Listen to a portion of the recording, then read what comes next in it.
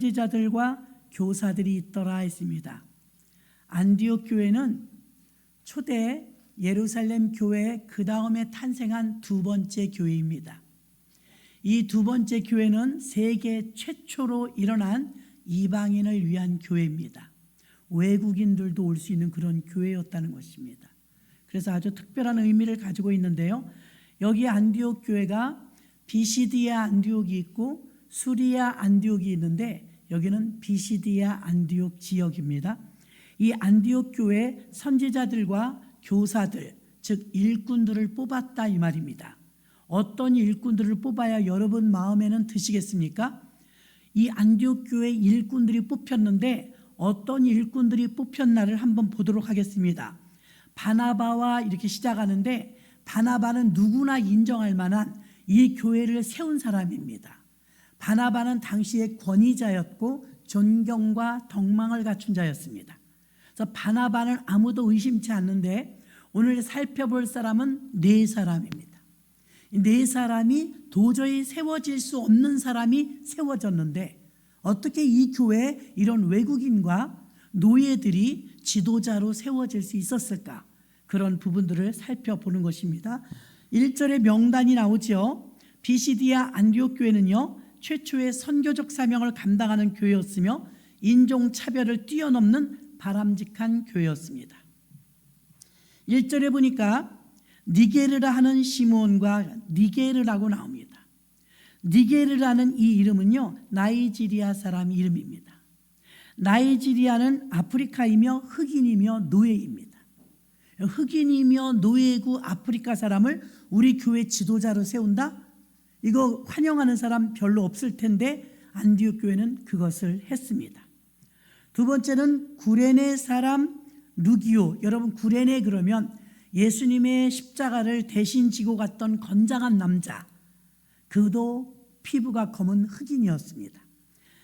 이 구레네도 아프리카이고요, 루기오도 흑인입니다.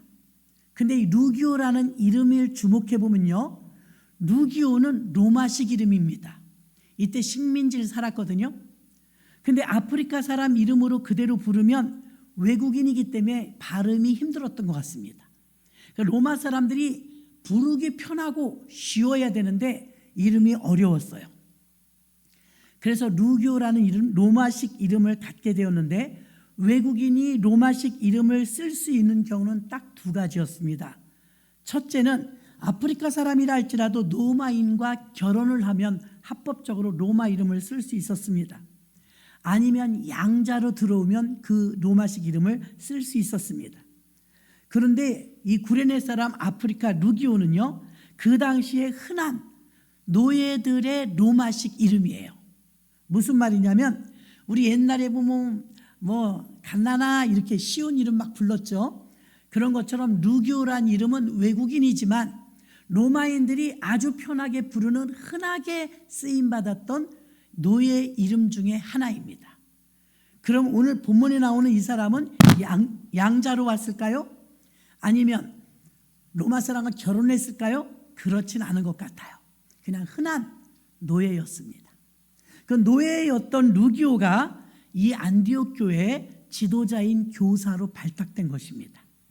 그 로마식으로 이름을 바꿔서 부르기 편하게 루기오하고 노예 이름을 흔하게 그 당시 루기오란 이름이 흔했답니다. 그러니까 이 사람은 노예인데 로마식 이름으로 바뀐 자라는 것을 알 수가 있습니다. 그 다음에는요, 헤롯의 젖동생 마나엔. 우리가 클 때 보면 어머니 젖을 오빠도 먹고 나도 먹고 동생도 먹고 또 동생도 먹어요. 그러니까 우리나라식으로 말하면 젖동생이면 친동생입니다. 근데 이 나라는요, 특히 헤롯은 그때 분봉 왕이었습니다. 왕족이에요. 왕은 어머니의 젖을 먹는다기보다는 사실은 유모의 젖을 먹죠. 유모. 젖동생이라 하면 유모가 여러 명의 왕족들을 아이들 젖을 물린 것입니다. 그러니까 친동생일 수도 있지만 친동생이 아닌 친족일 수도 있다는 걸 염두에 두시기 바랍니다. 그럼 헤롯은 어떤 사람입니까? 헤롯은 왕족이고 기독교인들을 로마에 빌붙어서 박해했기 때문에 기독교인들이 볼 때는 원수예요. 원수인데 헤롯의 그 동생은 이 교회의 지도자로 지금 세워졌다는 것은 있을 수 없는 일이 생긴 것입니다. 원수의 가족이 와서 여기서 지금 지도자가 되었다는 것이기 때문에 교회가 원수를 사랑하라, 원수를 용서하라 하셨던 예수님의 말씀을 실천에 옮긴 교회인 줄 믿습니다. 마지막 네 번째 사람이 우리가 잘 아는 사도 바울입니다. 사울은요, 네 번째로 등장을 하는데요, 사도행전 11장 19절에 보면 때에 스데반의 일로 일어난 환난을 인하여 흩어진 자들이 베니게와 구브로와 안디옥까지 이르러 도를 유대인에게만 전하는데, 여러분 사도행전에서 보면 스데반 집사가 돌에 맞아 순교당합니다. 그런데 그의 얼굴이 천사의 얼굴 같았다고 성경은 기록합니다. 그때 막 돌을 던져서 죽이는데 그때 주동자 스데반 집사가 순교하도록 죽게 만든 자가 사울이에요. 살인자. 그래서 스데반을 죽는데 최고의 공로를 가진 사울이 이 교회 담임 목사가 되는 거예요. 도대체 예수 믿는 이 사람들은 어떤 내장을 가지고 있고 어떤 마음을 가지고 있길래 이 원수들의 집합소 이방인들을 다 끌어들여서 이렇게 지도자를 세우는 교회가 되었냐 이 말입니다.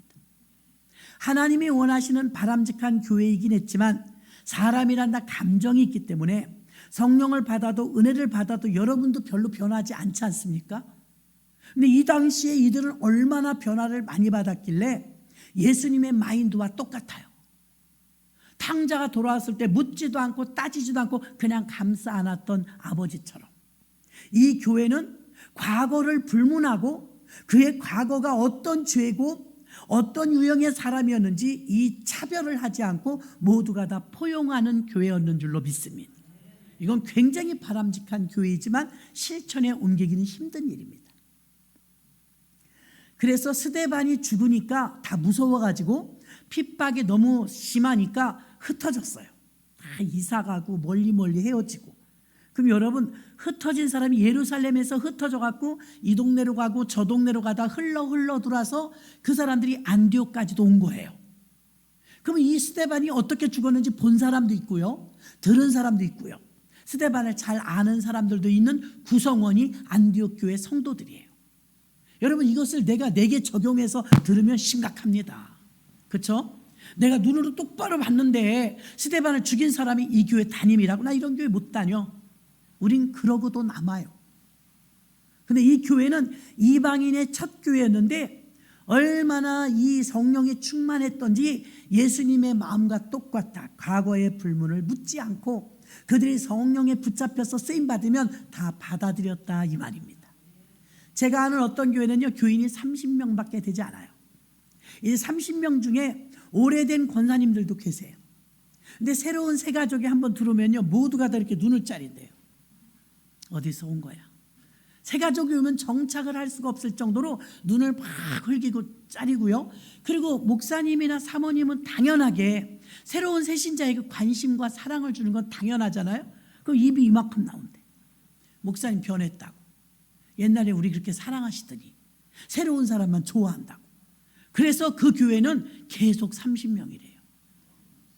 왜요? 발전할 수가 없어요. 마인드가 바뀌지 않았으니까. 새 가족이 오는 걸 좋아하지 않아요. 어떻게 이럴 수가 있습니까? 아버지의 마음이라면 한 영혼이라도 더 교회에 들어오는 걸 기뻐해야 됩니다. 자신의 사랑을 뺏긴다는 마음 같아가지고 사람이 늘어나는 걸 좋아하지 않아요. 이런 교회는 발전할 확률이 없습니다. 그런데 안디옥으로 숨어 들어와가지고 핍박을 피해서 왔던 이 초대교인들이 모였는데 안디옥 교회 담임이 그때 최고로 악랄했던 스데반을 앞장서서 죽였던 사울이라네. 이걸 어떻게 받아들일 수 있어요, 여러분? 지금 이 4명은요 전부 희한한 사람들이에요. 니게르도 루기오도, 이건 누가 노예를 지도자로 세웁니까? 스데반의 일로 인하여 환난을 피하여서 안디옥까지 왔더니 여기에 사울이 와 있으니 이 기가 막힌 일 아닙니까? 이런 상황에서 스데반을 죽인 사울은 교인들에게 어떻게 보면 원수였을 것입니다. 안디옥 교회 성령 충만은 원수를 용서하고 예수님의 마음으로 받아들였던 최고로 하나님이 원하시는 바람직한 교회였는 줄로 믿습니다. 안디옥 교회는요, 아프리카 노예인 니게르와 누디오, 그리고 원수 헤롯 가문의 왕족 마나엔, 스데반 집사를 직접적으로 죽인 사울, 이런 자들이 회개하고 용서받고 교회를 같은 교회를 다니는 정도가 아니라 그들을 교사와 선지자들로 발탁하여 교회 중직에 맡겼다는 것은 엄청난 이슈입니다. 우리들로 한번 생각해봐요. 받아들일 수 있겠는가? 오직 원수를 사랑한 예수님의 사랑으로 일치와 연합 공동체를 이뤄낸 천국 같은 교회, 안디옥 교회였던 줄로 믿습니다. 이런 교회를 하나님께서 지금도 신학자들이 이 교회 유적지를 찾아다니다 드디어 찾았죠. 소아시아 7교회는 성전 터라도 남고 기둥이라도 남았는데 이렇게 좋은 교회 안디옥 교회는 도대체 어디에 있었을까? 찾고 찾아보니까 산속의 동굴에 있더랍니다. 동굴에. 왜냐하면 핍박을 피해서 산으로 올라간 거죠. 그리고 잡혀갈 것을 최소로 만들기 위해서 산속의 동굴 속에 교회를 세웠던 것입니다. 그 교회가 이방인 최초의 교회 비시디아 안디옥 교회였던 것입니다. 교회가 가장 큰 힘을 발휘할 수 있는 건 돈도 지식도 능력도 아니요, 하나 되고 연합되는 것인 줄 믿습니다. 바울이 말했던 것처럼 교회는 몸이기 때문에 유기체로서 한 마음 한 뜻 되는 게 너무나 중요한 것입니다. 우리나라를 볼까요? 한국 초기 교회사 배우면 굉장히 재밌습니다. 서울의 총 인구가 16만 명이었답니다. 1885년 4월 달 부활주일 새벽에 제물포를 통해서 아펜젤러 선교사와 언더우드 선교사가 한국의 땅을 발을 디딥니다. 이때 4월이에요. 10월 달 돼서요, 정동교회를 세웁니다. 서울에 가서 정동교회, 제중원, 광해원 다 세우게 되죠. 1887년에 세문안교회를 언더우드 선교사가 세우고 1885년엔 정동교회를 아펜젤러 선교사가 세웁니다. 1993년 승동교회를 사무엘 무어 목사님이 승동교회의 모체였던 곤단골 교회, 곤단골 교회에서 승동교회가 나오게 되는데요. 이 곤단골 교회는요, 사무엘 무어 선교사님이 이제 그때 신분제가 막 구한말이고 폐지되고 할 때지 않습니까? 이 백정과 천민들이 교회에 많은 다수를 이루었는데 이들이 교회 와도 된다고 하니까 막 한 사람에 100명씩 막 전도를 하는 거예요. 그래서 이제 갓을 쓰고 다니던 양반들이 보는데 고종 황제에게 참 어렵게 윤허를 받아서 사무엘 무어 선교사님이 이제 신분제도 폐지되고 하는데 갓을, 양반의 상징인 갓을 일반인도 쓰게 허용해 주십시오. 올린 거예요. 안 된다고 처음엔 반대가 많았지만 어차피 시대가 이제 변하고 있으니까 그럼 갓은 이제 양반의 상징이 아니고 누구나 쓸 수 있다라고 고종이 허락을 했어요. 자, 교회 와서 곤단골 교회에서 사무엘 무어 선교사님이 여러분 갓을 쓰고 싶으신 분은 갓을 쓰셔도 좋습니다 했더니 백정들이 다 쓴 거예요. 백정들이 갓을 썼는데 그때는 목침 베개를 쓸 때라서요, 잘 때도 벗지 않았대요. 얼마나 꿈에 그리던 양반이면, 얼마나 갓을 쓰고 싶었으면 목침 베개에 잘 때 잘 맞춰가지고 갓을 벗지 않고 잤대요. 근데 이것이 문제가 되기 시작했습니다. 내거리를 돌아다닐 때도 갓을 버젓이 쓰고 다니니까 양반들이 눈살이 찌푸려지는 거예요. 도저히 두고 볼 수가 없다. 꼴불견이다. 저는 지금 안디옥 교회의 신분 인종차별을 뛰어넘은 교회를 이야기하면서 우리 교회, 우리 한국 교회 옛날을 얘기하는 거예요. 얼마나 다른지를. 여러분, 우리가 양반이었대도 그거 눈꼴 사나웠을 것입니다. 백정들이 갓을 쓰고 다녀요. 이게 시끄럽기 시작했습니다. 나 이제 천민들하고 같은 교회를 못 다니겠다. 우리 집 종이었는데 어떻게 같은 교회를 다니냐. 양반이 은혜 받고 천민이 은혜 받아서 은혜 받은 건 좋은데, 예수는 좋은데 나는 백정하고는 같이 못 다니겠다고 해서 그때 교회가 분열됩니다. 승동교회와 연동교회, 안동교회 흩어지게 되죠. 그래서 1993년에 승동교회는 모삼열 목사님으로 시작해서 교회가 다시 되어지고요. 곤당골 교회는요 1898년에 화재로 인해서 손실이 되면서 자연스럽게 교회가 다시 승동교회로도 가고 또 정동교회로도 가고 불탄 교회 때문에 이제 흩어졌던 교회들이 다시 모여지기 시작했었습니다. 1894년도에는 연동교회가 세워질 때 게일 선교사님이 세워서 한국교회의 초기에는 전부 선교사님들이 교회를 세웠습니다.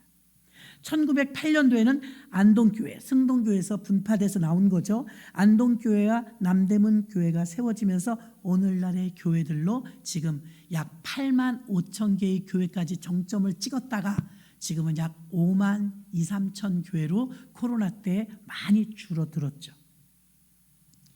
자, 우리나라에는요, 제가 전라도에 가보니까 거기도 보급 예수를 잘 믿어요. 전라도 사람들이. 전라도에 가면 그 모형으로 해놓은 걸 보면요, 초창기 전라도에 왔던 서울 도시에서 백정이 갓을 쓰고 다니니까 이게 아주 분열이 교회에서 일어났는데 교회가 몇 개가 세워지죠. 시골은 어땠을까요? 시골은 더 심했대요. 여자와 남자도 같이 앉질 못했대요. 교회가 이걸 뚫지 못한 거예요. 초월하지 못한 거예요. 그래서 순창 같은 데 가서 교회 옛날 선교사님들이 갓을 쓰고 설교를 해요. 갓을 쓰고 설교, 한 번은 이쪽을 쳐다보고 설교합니다. 한 번은 이쪽을 쳐다보고 설교해요. 이쪽은 여자석, 이쪽은 남자석. 그러면서 여자석, 남자석만 있는 게 아니라 남녀 7세 부동석이란 이 유교의 뿌리 깊은 사상이 그대로 교회까지 들어와서 교회 안에서 남자 여자 밥을 먹을 수가 없었어요. 이게 우리가 안디옥 교회랑 지금 우리나라 교회랑 비교해 보시라는 거예요. 자, 우리나라 교회가 승동교회, 연동교회, 정동교회 막 갈라지면서 세문안교회, 여러분 1800년도에 세워졌던 그 역사 깊은 교회들이 뚫지 못한 게 있고 초월하지 못한 게 있는데 그것은 바로 신분, 양반과 천민의 고를 메꾸지 못했다는 것입니다. 그로 인해서 목사님들은 이렇게 말합니다. 그때 뚫지 못한 교회 연합이 분열되면서 140년이 지난 지금까지 한국교회는 하나 되지 못하고 있다고 아픈 손가락이라고 말합니다. 선교사님들 같이 마인드가 뚫려 있는 분들도 어떻게 하지 못한 게 우리 민족성이에요. 자기들의 출신과 자기들의 고장, 이것들이 편협적인 게 너무 똘똘 뭉쳐갖고 하나 되지 못했던 곳 한국교회의 아픔입니다. 한국교회는 지금도 하나 되지 못하고 그거를 뛰어넘지 못함으로 인해서 분열의 양상이 끊임없이 일어나고 있습니다. 안디옥 교회는 도시에 세워진 교회가 아니었습니다. 부자들도 없었습니다. 안디옥 교회는 비밀스러운 산에 있는 동굴교회였습니다. 이 교회를 통해서 하나님이 이 인종차별을 뛰어넘은 이 안디옥 교회를 통해서 하나님은 전 세계 유럽을 성취화시키는데 불쏘시개 여파라는 큰 교회로 역사적으로 쓰신 줄 믿습니다. 왜요? 인종차별을 뛰어넘었기 때문에. 안디옥 교회는 모두가 한마음 한뜻으로 이렇듯 열심과 열정이 있었습니다. 열심과 열정은 거친 숨소리를 냈던 초대교회와 닮았습니다. 성도들은 막 뜨거웠고요. 감격과 감사가 복받쳐 올라올 정도로 뜨거운 신앙생활을 했습니다. 요한계시록 3장 16절에 보면 이런 말씀이 있습니다. 내가 이같이 미지근하여 더웁지도 아니하고 차지도 아니하니 내 입에서 너를 토하여 내치리라. 아멘. 여러분 혹시 가끔 물을 마시다가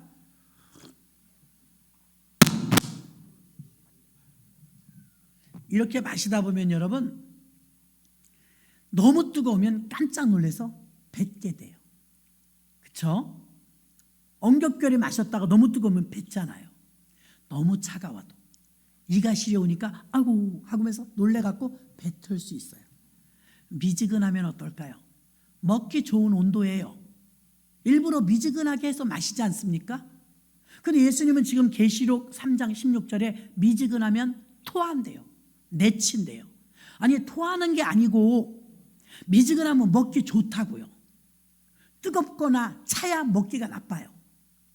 근데 어쩌자고 미지근한데 토했다는 표현을 성경에 썼을까요? 그 당시 그 지역으로 가보면 문제가 해결됩니다. 라오디게아 지역은요, 일본에 갔더니 온천수가 나오는 동네는요, 산에서 이렇게 모락모락 연기가 군데군데 나오는데 별 희한한 나라 다 봤어요. 저는 산이 왜 연기가 나요? 언제 터질지 모르겠더라고요. 무섭더라고요. 그 밑에는 유황 온천이 흐르는 거죠. 라오디게아 지역은 전체 동네가 전부 온천수예요. 온천의 도시라서 온천하러 오는 사람들이 많아서 이 라오디게아 교회가 부자 교회였어요. 돈이 많아요. 생수는 비싸기 때문에 때로는 온천수를 시켜서 먹었다고 합니다. 근데 온천수를 뜨거운 가운데 이렇게 마시면 그래도 냄새가 그렇게 역하진 않은데 이게 미지근하게 식으면 유황 냄새가 너무 많이 올라와서 역겹답니다. 먹기가 힘들대요. 그나마 뜨거울 땐 차라리 냄새가 덜 나요. 여러분, 뜨거운 찌개를 먹을 때 짠 줄도 모르고 먹죠. 근데 식으면 이거 왜 이렇게 짜? 이렇게 느낄 정신이 들 때가 있잖아요. 그런 것처럼 라오디게아 교회의 온천수는 뜨거웠을 때는 그렇게까지 잘 못 느끼는데 이 물이 식어버리면 미지근하면 역겹다는 거예요.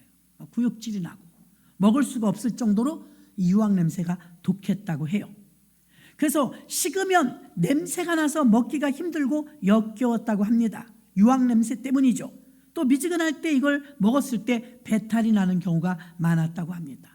요한계시록의 라오디게아 교회를 소개할 때 이렇게 나는 부유하다, 부족함이 없다 하나 이렇게 말하죠. 자기네 부자예요. 자기들끼리 부자로 잘 먹고 잘 살고, 그러나 열정과 열심과 뜨거움은 없던 교회가 라오디게아 교회였으며 이 교회를 성경은 미지근한 교회라고 표현하고 있습니다. 예수님은 이 미지근한 교회를, 역겨운 교회를 나는 토해버리리라. 하나님이 기뻐하시는 교회는 뜨거운 교회예요. 하나님이 원하시는 교회는 열정이 있는 교회예요. 열심이 없던 교회, 미지근했던 교회, 자기들끼리만 잘 먹고 잘 살았던 라오디게아 교회를 주님은 토해버린다고까지 말씀하셨습니다. 안디옥 교회나 예루살렘 교회는 언제나 뜨거웠습니다. 주님이 기뻐하시는 교회였습니다. 제가 들은 소리인데요, 제가 아는 목사님이요, 옛날에 자기 친구 중에 참 탑이 될 만한 엘리트 친구가 있었대요. 잘생기고 공부도 잘하고 집도 부유하고 다 좋았는데 어느 날 이 친구가 가시에 찔려도 안 아프더래요. 또 누가 때려도 아픈 걸 못 느끼겠더래요. 피부병이 생겼는데 약을 발라도 먹어도 낫지 않더래요.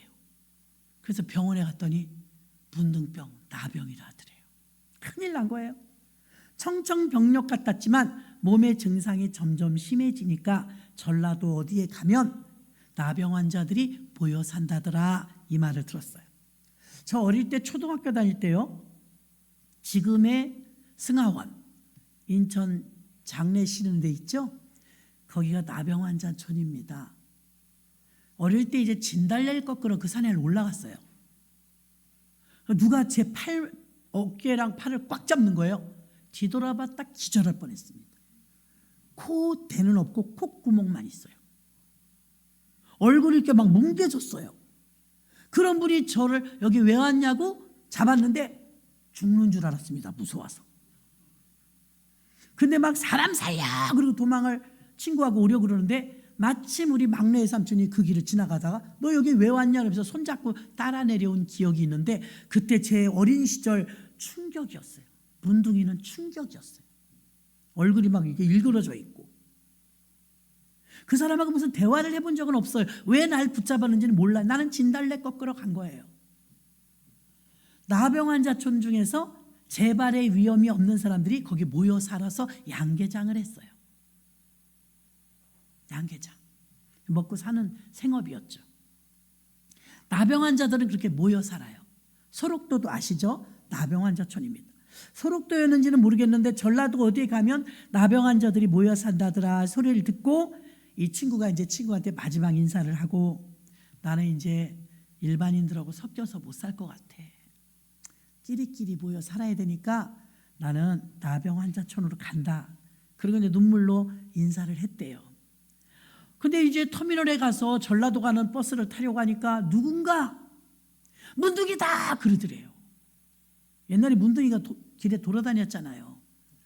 그랬더니 막 돌을 던지고 몰매를 맞아서 버스를 안 태워주더래요. 시간이 오래 걸려도요 울면서 가다 죽으면 죽지 뭐 하면서 외로운 그 길을 가 끝까지 걸어서 전라도에 도착했대요. 길에서 노숙을 하며 죽을 고생을 해서 간신히 목적지에 도착을 했는데 나병촌에 도착하니까 긴장이 풀린 거죠. 뭔가 찝찝한 느낌이 들더래요. 그래서 왜 그런가 하고 발을 봤더니 그 먼 길을 오면서 공사장에서 못판을 밟아서 발바닥에서 찌른 못이 발등 위로 올라와 있더랍니다. 심란하더라고요. 듣는데. 찔린 못이 발등까지 뚫고 올라왔는데 피가 철철 나는 거예요. 피가 철철 나니까 뭔가 찝찝해서 보니까 다리가 그 모양인 거예요. 그래서 안 아팠냐고 사람들이 물어보니까 그 나병 친구가 하는 말, 썩은 놈은 아픈 것도 몰라. 썩은 놈은 아픈 걸 몰라. 여러분 그 정도가 되면 자지러지게 아팠을 거예요. 그리고 아픈 게 정상이에요. 근데 안 아프니까 문제인 거예요. 못이 발등을 뚫고 올라왔는데 안 아프대요. 이게 정상입니까? 이건 비정상이에요. 여러분 병 중에 제일 큰 병은요 안 아픈 병이에요. 뚱뚱한 사람이 문제가 뭐예요? 이게 뚱뚱하다는 걸 심각성을 별로 못 느끼고 안 아파요. 그럼 치료가 안 돼요.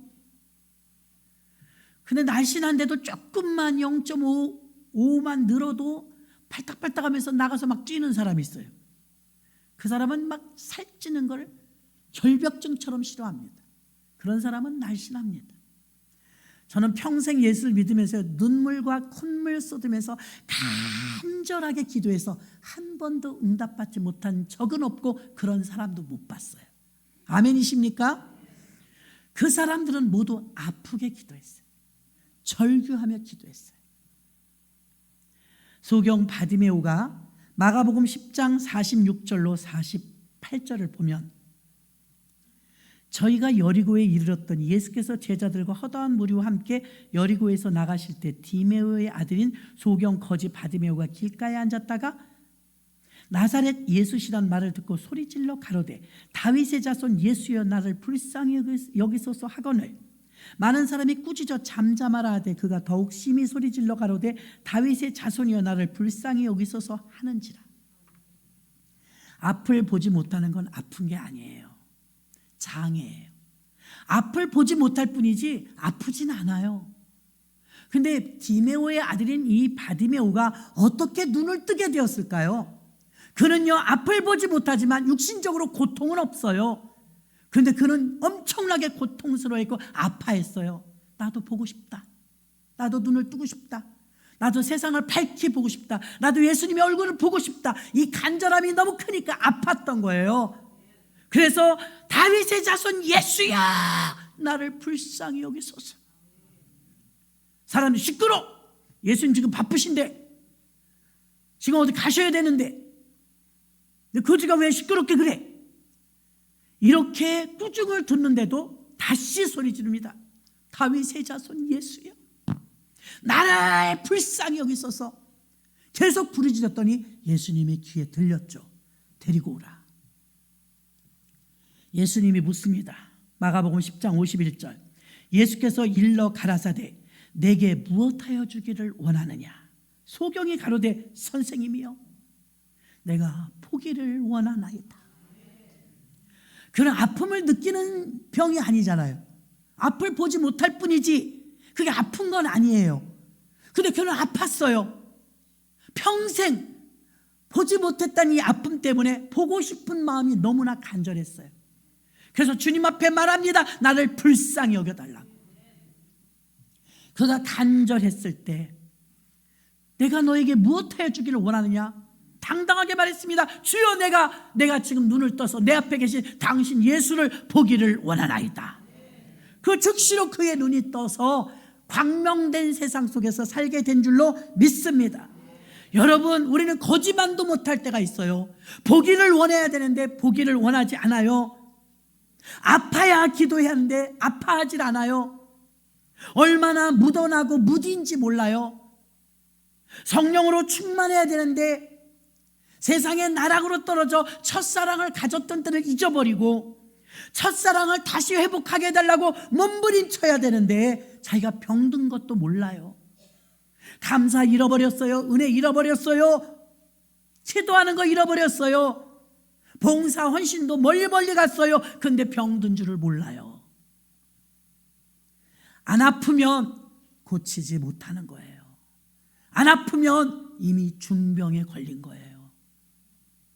첫사랑을 받았을 때 주님은 에베소 교회에 책망하셨습니다. 너희 처음 사랑은 어디 있니? 행위만 있지 않느냐, 종교인처럼.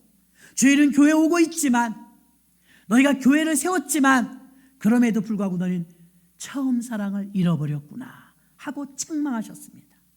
아름다웠던 신앙을 이제 병들었는데 병든 줄도 모른다는 것입니다. 아픈 줄도 모른다는 것입니다. 아파야 고치는데, 다리가 아픈데, 허리가 아픈데, 팔이 아픈데 안 아프면 문제가 생깁니다.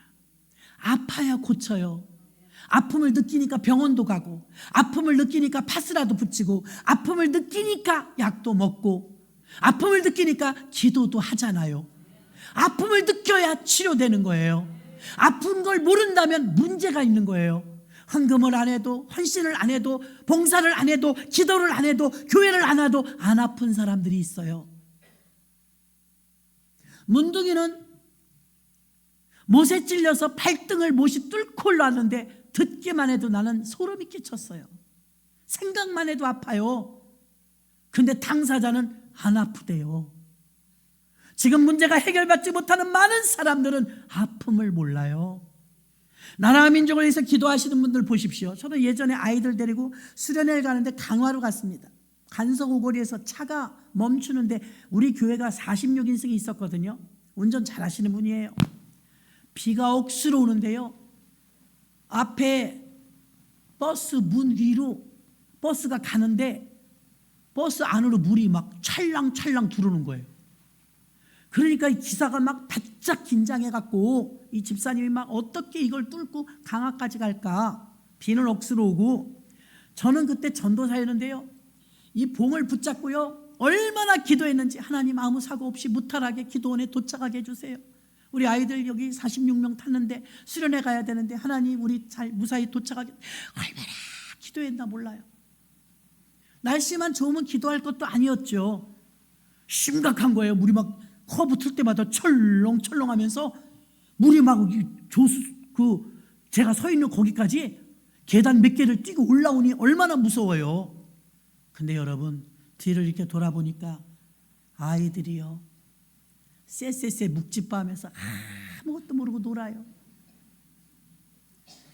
깔깔거리고 웃고 떠들고 놀아요. 막 산만한 거예요. 얘들아, 너희들 좀 앉아.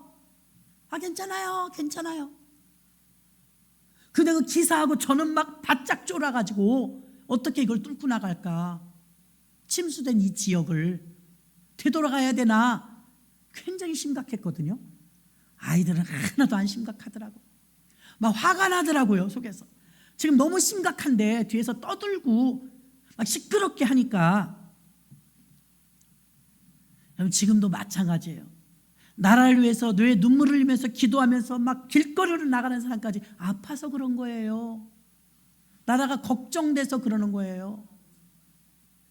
교회를 위해서 조영기 목사님 간증 들으셨잖아요. 여의도에 교회를 짓는데 짓다가 멈췄대요. 돈이 없어서.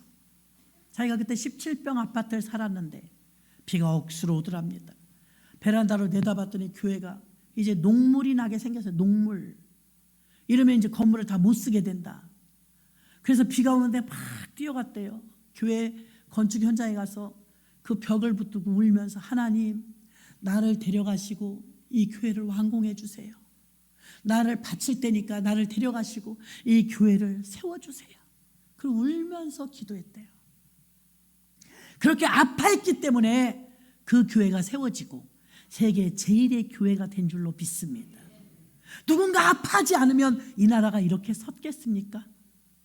이 나라 이 민족이 이렇게 건장하게 세워졌겠습니까? 누군가는 국군장병으로, 누군가는 태극기를 손에 들고 이 나라를 이를 악물고 지켜내는 자들이 없고 아파하는 자들이 없었다면 이 나라가 이렇게 번영했겠습니까? 지금 누가 아파해요? 라오디게아 교회는요, 우리는 부유하다, 부자다, 우리 걱정이 없다 이러고 살았어요. 근데 주님은 말씀, 너는 눈 멀었다, 안약을 발라라, 이렇게까지 말씀하셨습니다. 나병 환자의 최고의 고통은요, 안 아픈 거예요. 나병 환자는 안 아파요. 살점이 뚝뚝 떨어져 나가도 안 아파요. 우리가 지금 여러분 삶 속에서 고통스럽고 아프십니까? 걱정이 너무 많습니까? 아픔을 느끼고 있다는 건 살아있다는 증거인 줄로 믿습니다. 가망이 있는 거예요. 바디메오는요, 다윗의 자손 예수여 나를 불쌍히 여기소서, 불쌍히 여기소서. 그때 하나님은 바디메오의 눈을 떠서 아파하고 고통스러웠던 문제를, 근본적인 문제를 해결해 주신 줄 믿습니다. 여러분의 삶 속에서 아파야 되는데 아픔을 못 느끼는 사람이 의외로 많습니다. 아파해야 되는데 아파하지 않아요. 그러면 미안하지만 회복이 불가능합니다. 안디옥 교회의 예수님처럼 용서와 사랑과 치유로 하나 되어 인간적인 감정을 다 내버린 훌륭한 교회였습니다. 인종차별과 빈부격차를 뛰어넘는 교회였습니다. 가장 바람직한 천국을 이루는 교회였습니다. 안디옥 교회는 아프리카 노예 니게르와 누기오가 교사로 성도들을 가르쳤고 헤롯 가문의 원수 가문의 마나엔이 출석하는 교회였으며 그 훌륭한 스데반을 죽였던 사도 바울을 담임 목사님으로 청빙하는 훌륭한 교회였습니다. 작은 교회가 작은 교회를 벗어나지 못하는 건 왜 목사님이 저 사람들만 신경 쓰냐고 눈치를 자꾸 주니까 못 오는 거예요. 니게르나 누기오나 마나엔이나 사울을 다 용서하고 품고 수용했던 안디옥 교회 성도들과 안디옥 교회 마인드는 오늘날까지 길이 모범적으로 전 세계 어느 교회든 인종을 초월하고 신분을 초월하고, 여러분 노예 출신이 이들에게 존칭어를 쓰면서 우리나라의 한국교회 초기에 세문안교회, 정동교회, 연동교회, 승동교회가요 부자교회입니다. 이 교회들이요, 양반이 생각하는 거예요. 교회에서 집사님, 권사님 이렇게 부르니까 아직 직분이 없을 때 백정놈이 양반님에게 형님 그러더랍니다. 불쾌해가지고 내가 왜 너희 형님이냐. 한국교회가 뚫지 못하고 이 차별을 넘지 못함으로 원만한 더 큰 부흥과 발전을 막았다는 것입니다. 저와 여러분이 듣고 마는 것이 아니라 우리 교회에 피부 검은 분이 오면 다 눈짜리 시렵니까? 외국인이 오시면 여러분이 거리를 둘 것입니까? 노인이 오시든 외국인이 오시든 다 수용하고 품는 교회가 모범적인 교회인 줄로 믿습니다. 안디옥 교회는 그런 훌륭한 교회였다는 것입니다. 어떻게 사울을 지도자로 세울 수 있어요? 여기에서 물밑 작업을 잘했던 분은 바나바입니다. 바나바는 정말 훌륭하십니다. 이 역할을 충분히 했습니다. 10년 동안 연단을 받고 자기 고향 다소에 가서 찌그리고 있었던 사울을 데리고 와서 우리 같이 목회하자, 교회 세우자, 최초의 선교사가 되어서 이 안디옥 교회를 세우고 그들을 가르치고 말씀을 전하는데 폭발적인 부흥을 해서 오히려 모교회였던 예루살렘 교회는 유대인만 다니는 한정적 교회였는데 안디옥 교회는 포괄적인 교회가 되어서 오히려 예루살렘 교회보다 안디옥 교회가 더 큰 일을 한 걸 잊지 마시기를 바랍니다. 우리 교회가 이런 모든 차별과 이런 격차를 줄이고 마음을 오픈하여 아픔을 아파할 줄 알고 전도가 안 되면 아파야죠. 구역 식구가 괴로운 문제가 있으면 아파야죠. 외국에서 그 2억 마일리 먼 곳을 마다하지 않고 제물포 항에 내렸던 아펜젤로와 언더우드 선교사님이 그해 한 해도 지나지 않아서 서울로 들어가 교회를 세우게 되더라 이 말입니다. 그들이 오시자마자 교회를 세워주지 않았다면 어떻게 이렇게 한국 교회가 발전할 수 있었겠습니까? 노랑머리에 파란 눈을 하고 갓을 쓰고 돌아다니며 전도를 했습니다. 어떻게 우리가 수용하지 않을 수 있습니까? 외국인으로부터 복음을 받았는데. 우리 교회가 모범적인 안디옥 교회처럼 세계 속에 우뚝 세워지는 교회가 되기 위해서 우리들이 마음의 준비를 하셔야 됩니다. 수용력을 가져야 될 줄로 믿습니다. 우리 교회가 그런 교회가 되기를 주님의 이름으로 축원합니다. 하나님 아버지 감사합니다. 오늘 우리가 11월 달 성찬주의를 맞이하여서